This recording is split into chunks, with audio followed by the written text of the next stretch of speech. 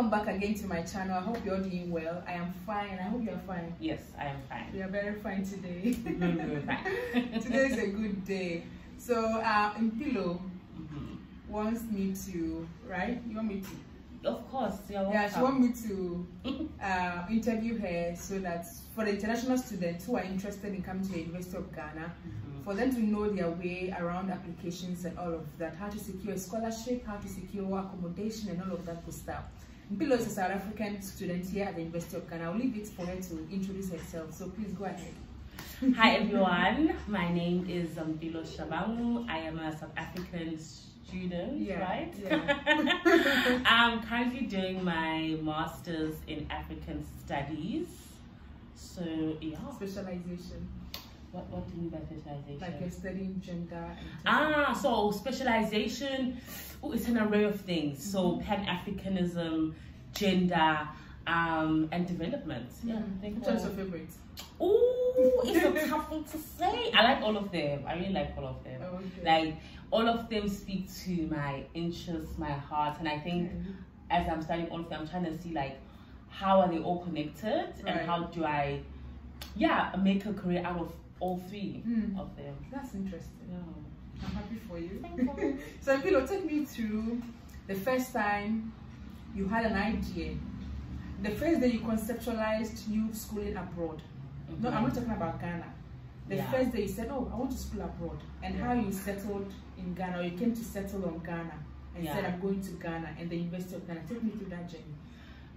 Well, I think there was a number of things that influenced my decision. One of the things being what you call this, my course itself, like what exactly did I want to have a degree in. So my background for undergrad was in international relations, but I knew I didn't want to go the development studies route. I didn't want to take that route. But at the same time, I also didn't want the international relations route because I wanted something new and something different. So in me inquiring about different master programs that would incorporate these things that I want, like how I said, issues of climate change, the environment, gender, culture, all of these things, I then ended up landing on African studies. So I was like, oh, actually this makes a lot of sense. But then again, I was very specific about the kind of African studies material I wanted to learn, which also and the reason for that is because the kind of undergrad exposure I had, what you call this, the kind of perceptions that we were given about Africa were not the greatest.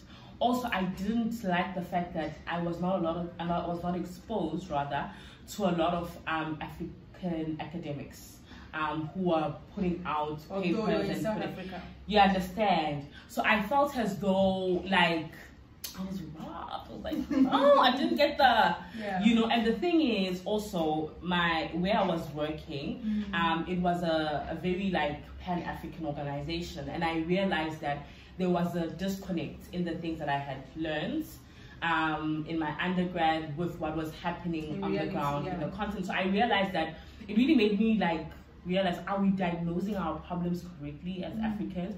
Do we even understand what our problems are? So I just started having those conversations with myself, with other people, and eventually it was just it has to be an African institute. It cannot be Europe, it cannot be America, it has to be here at home. So why Ghana, and why University of Ghana? Ghana, so I wanted a cultural experience for one. I definitely knew that I wanted to leave here having had a few culture shocks, but also having experience, because I think that's another thing. We often have this misconception that just because we're in Africa, we're all the same. Guys, we are not a homogeneous people, and I wanted to also see how are my brothers and sisters living, how's their food tasting, how's their culture, the atmosphere, all of these different stuff. Also, Ghana is a custodian of a lot of African history, it being the first to be independent, with it being or having one of the forefathers of what you call this Pan-Africanism. There's a lot of connections to the continent here in Ghana, in terms of knowledge, history. I think even current developing institutions, just Ghana's a hub. So that's why. And then I don't know if I've said this before, but I think I wanted to have my imperial understandings of things challenged. Right. So I wanted to really be confronted with what the African reality actually was and is, compared to, I think, sometimes these very generic messages that are really Eurocentric in nature that you have on the continent or about the continent. So that's right. What was your first culture shock when you arrived in Ghana? First culture shock. Ooh, how modest the country is. Like, God, firstly, I've been here since January, like, and now it's what's called this August. I guess, yeah. And I am yet to see a person smoke in public. Yeah, we don't do that. Am I? I'm like, what? So I feel like when I go back home, I'm gonna have a culture shock again and see all these people smoking. When people smoke on the street. Yeah, like at home. We even have restaurants that have like smoking zones, non-smoking zones. So it's really an also for me that was like, woo, okay.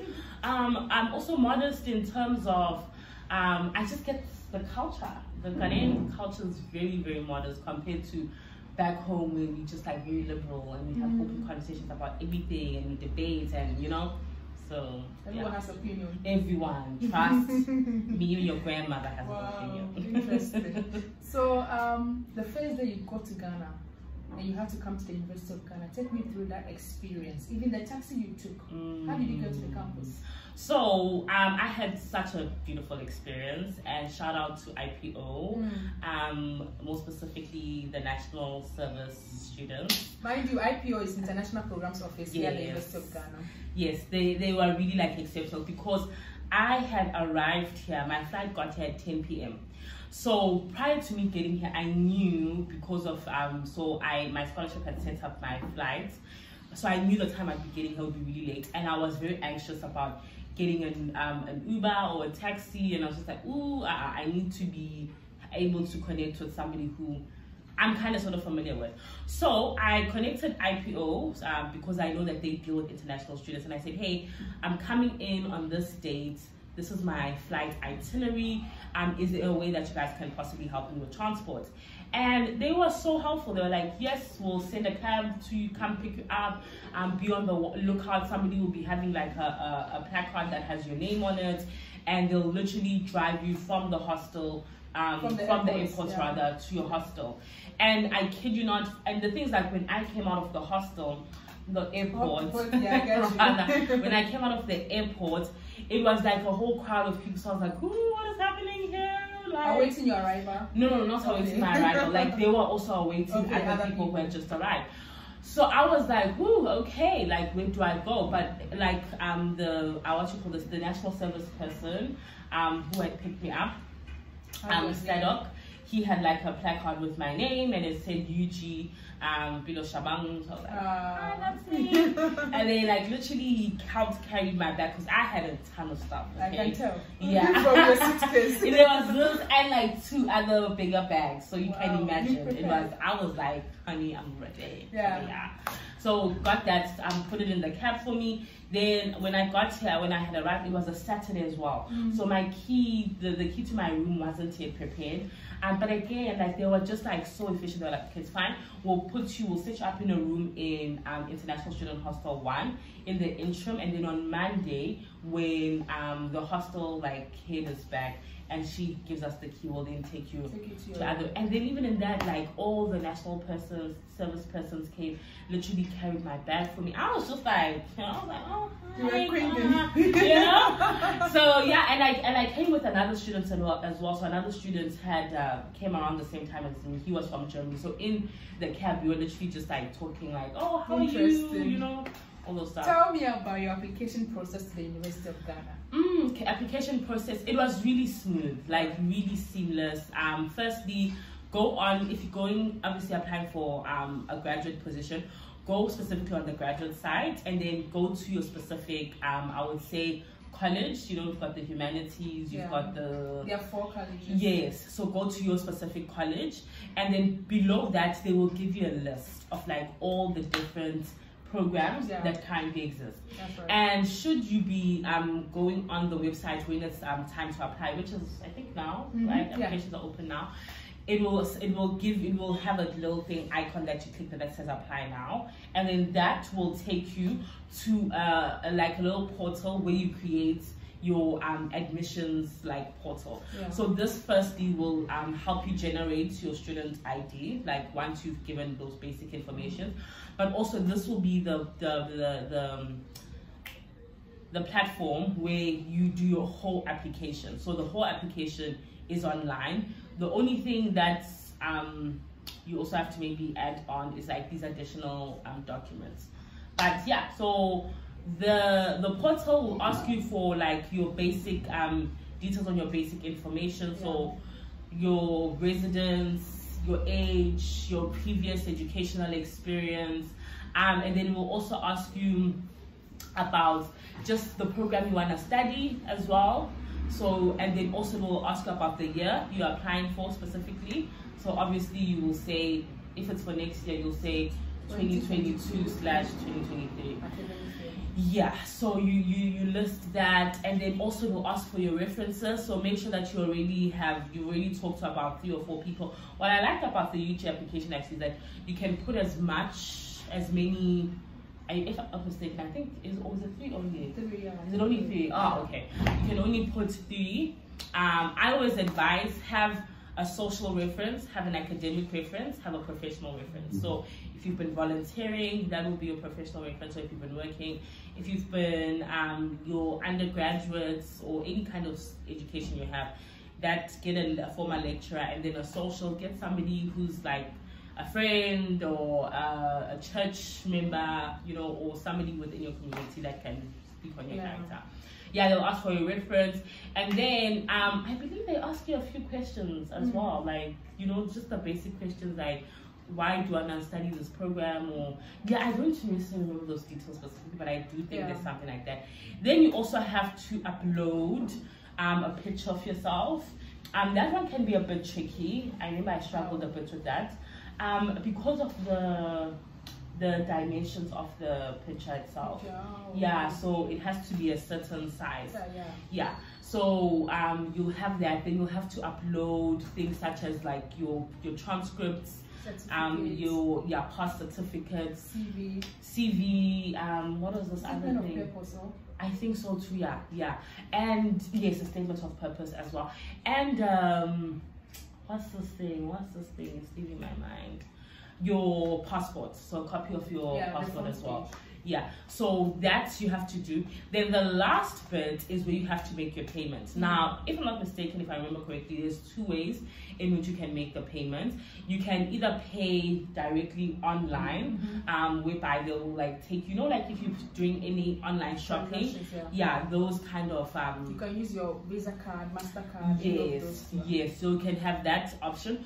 Or the other option, I believe, you can take the bank account details and then transfer the money directly into the account.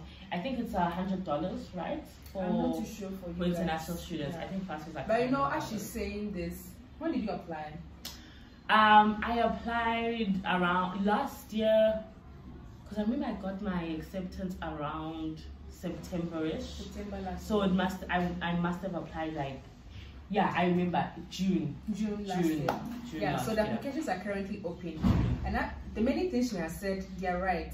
But mind you, they keep updating and revising their website day in and out. So please don't take her words for it 100%. Please refer to the website for further clarification on the many things Impilo is saying to you right now. But this is a guide. You know, she has been through the process, but I'm sure she's able to help you one way or the other.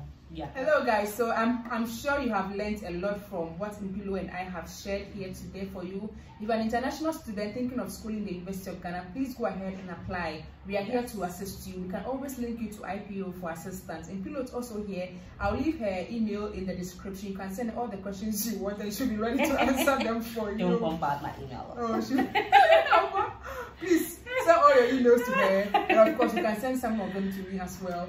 And we'll be sure to answer the questions that we can answer, and the rest we can ship them to IPO for you. I hope you've enjoyed this video. If you have, please like it, comment your thoughts and questions and suggestions below, share this video to anyone you know will be interested, and of course subscribe to this channel if you have not subscribed. Till the same time, it's bye.